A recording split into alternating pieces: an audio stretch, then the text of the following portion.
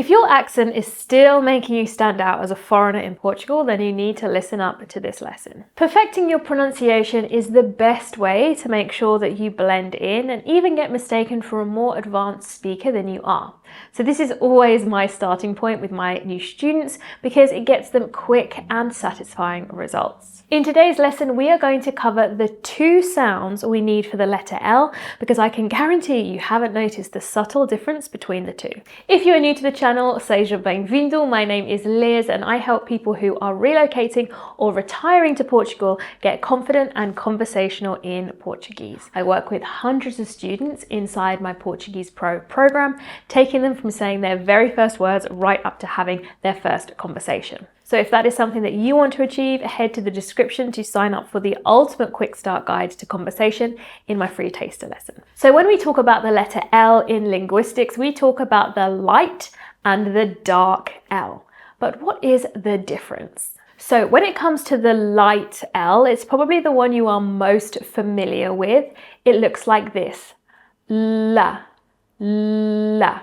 So my tongue goes from the top of my mouth and drops down, okay? Now this is going to happen before a vowel and it works exactly the same way in English, okay? If we think about the word lovely, lovely, you can see that that's exactly what my tongue is doing. It's hitting the roof and flopping down. La, la, la. That is our light L.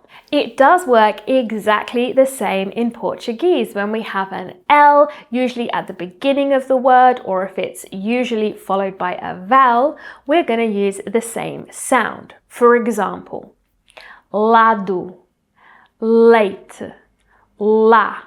So what is the dark L then? Well, instead of a L, my tongue is not going to flop down. It is going to stay in my throat, okay? It sounds like this.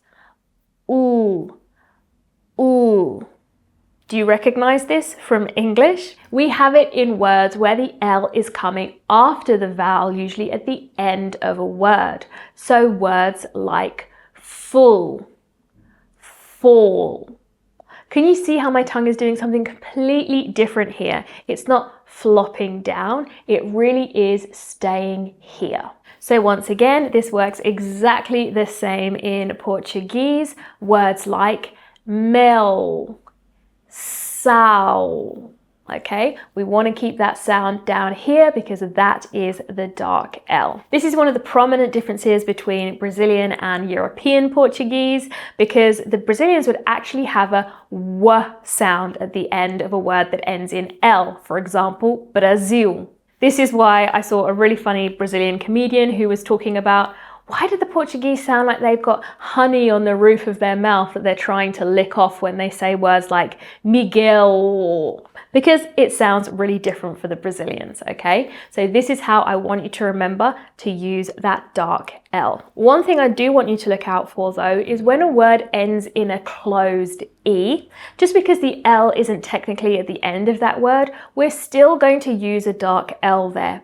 Why? Because that E is unstressed. It's a closed E.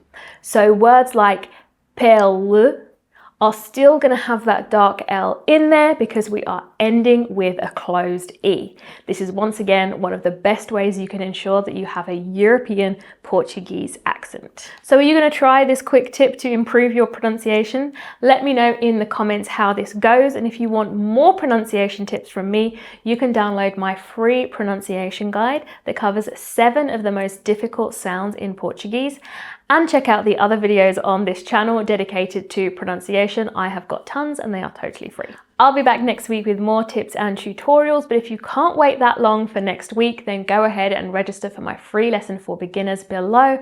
I would love to see you there. Ciao for now.